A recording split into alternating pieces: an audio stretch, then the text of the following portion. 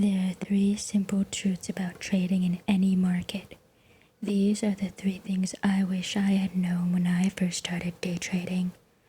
That would have saved me thousands of dollars when I was a beginner. Most traders are consistently losing money. It took me years to learn how not to think like them, and how not to trade like them. I'll tell you how. If you're just starting out, or you've been at this for a long time, but still aren't profitable, stay tuned to my channel to learn the truth about what's holding you back and the secrets that many profitable traders may not even know they're using. So be sure to like, subscribe, and hit that bell button now, because today I'm going to share all of this with you.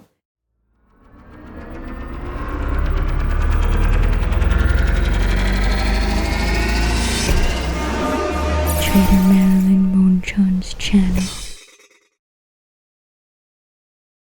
Data from studies and disclosures from brokerage have all shown that anywhere from 80 to 95% of traders are losing money at any given time.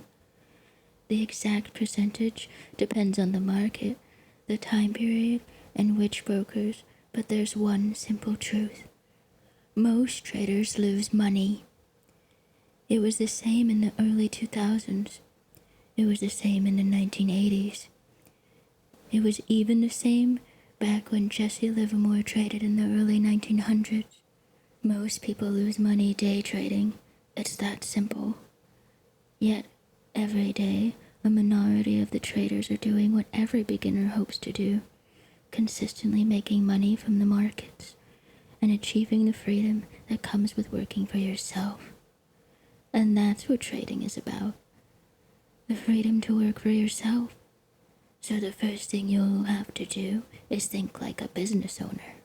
You are your own boss. Trading can be a long, lonely journey. And beginners are still being taught some of the same things that didn't work for me when I first started. Chances are they won't work for you either. It took me years to learn the truth about the most important things that make a trader successful. So today, I'm going to share 3 things that I wish I knew when I started trading.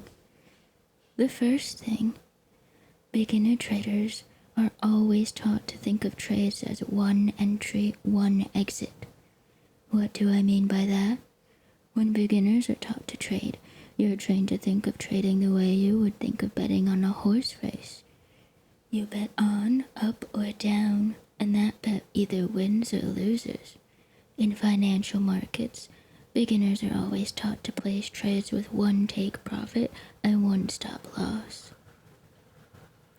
So your mindset is always limited to thinking of each trade like a bet at a casino.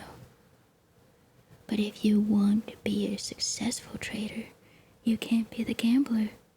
You've got to be the casino. You're the business that makes money because you have the edge. And one part of building that edge is knowing that you have room for flexibility. Whether you're trading Forex, futures, stocks, or crypto, these aren't binary options. You can scale into and out of trades.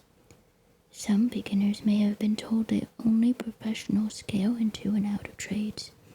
You're new. You still have a small account, so you have to play the game differently. One entry price, one stop loss, one profit target. So you stick to that, and you keep losing. Why is that? 20 years ago, there was a good answer to that question. Account size. With a small account back then, you didn't have the buying power to trade more than one lot in Forex or one contract in futures markets. You had to start off trading a one entry, one exit style because your account didn't have enough money yet. But today, we have micro and mini contracts on the futures exchanges.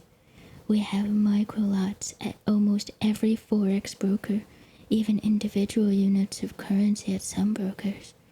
So start practicing the real way to trade from day one. Scale in, and scale out when you can. There are very few scenarios where you shouldn't do it. Beginners are told never to add to a losing trade because then you amplify the losing trades. I agree with that, only if they mean when it's unplanned. You should never add to a losing trade if you didn't already plan to do it before the first part of the trade. If it's not planned, for example, if you enter a normal trade, the one entry, one exit kind, then add to it because you don't want to take a loss. That kind of behavior is an easy way to make sure you'll lose money in the long run. That's not what I'm talking about. That's not scaling in. The professional way to do it is to plan the scale in and scale out before the trade. Start with a fraction of your planned trade size first. Then, depending on the strategy, you might wait for a second confirmation, or just give your trade a little breathing room. Then you enter the next piece, and maybe another piece, until you have your full position size. Scaling in doesn't mean always adding to losers.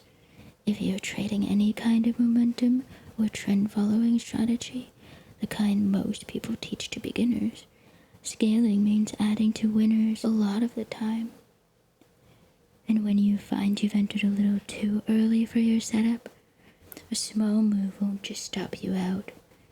You can even get a better average price as long as you stay within the max risk of your trade.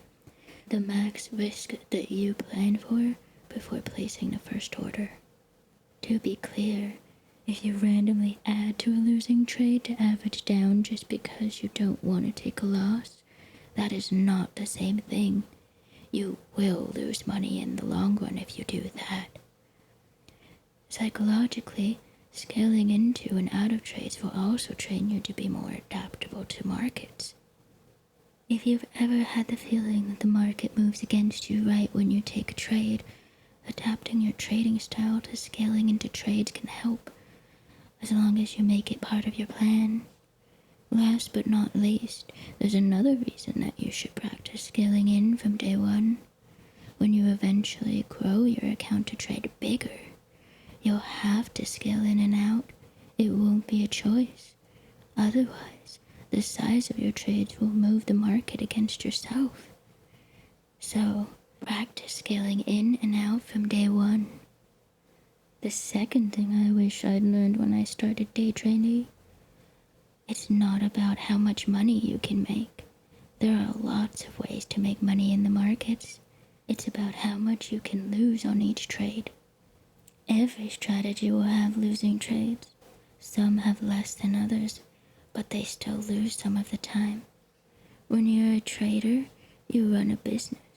You work for yourself.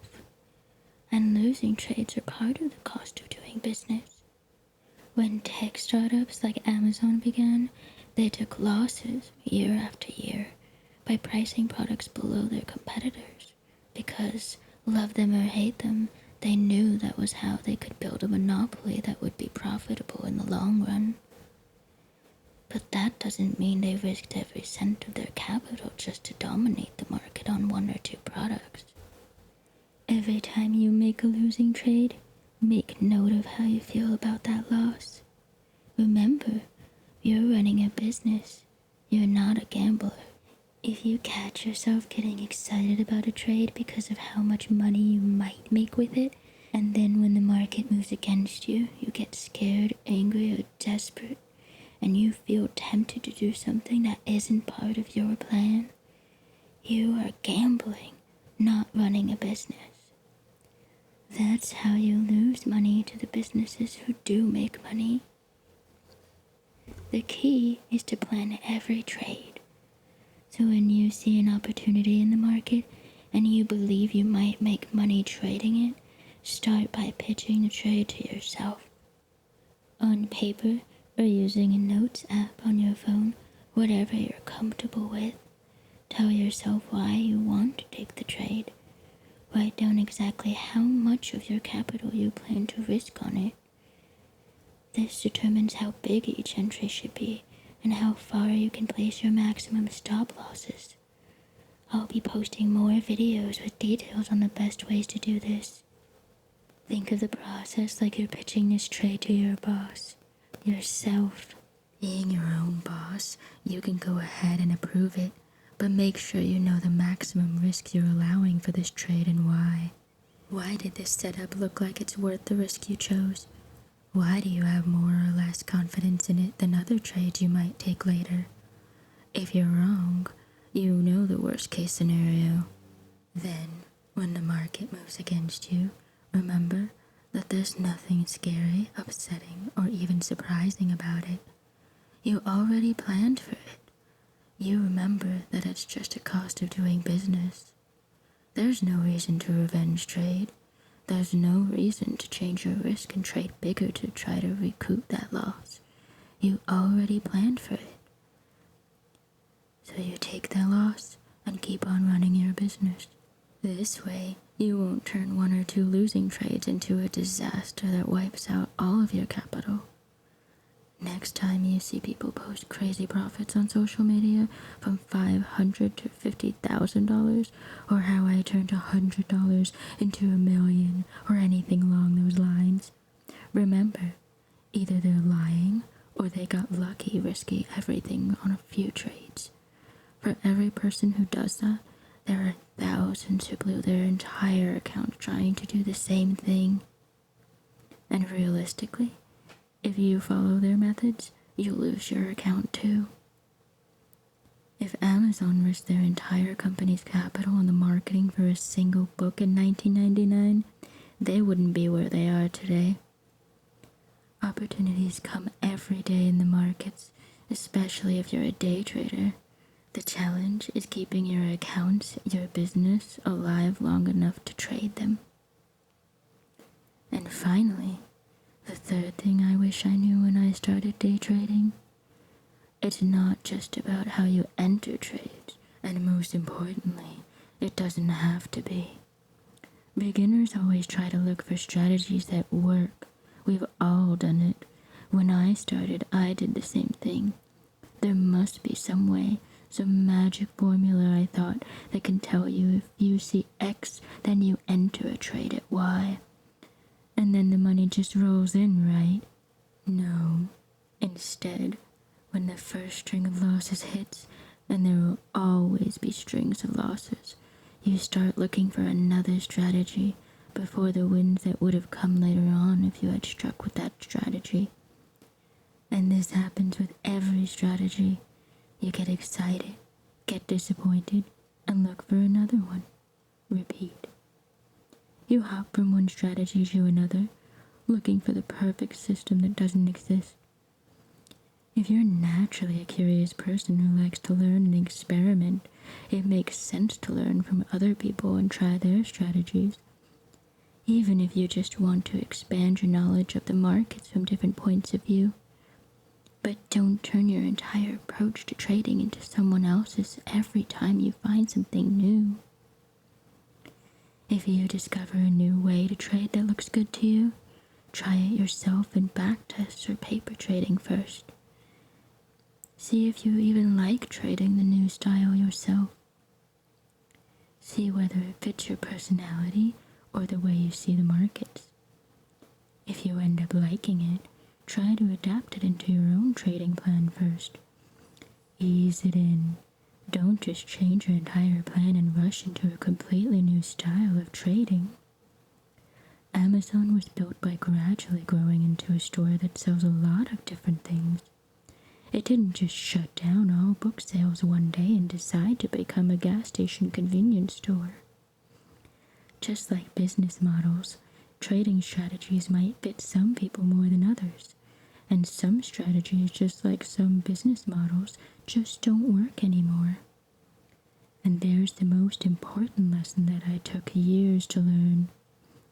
It's not the strategy, it's you. That's something nobody wants to hear, but it's important.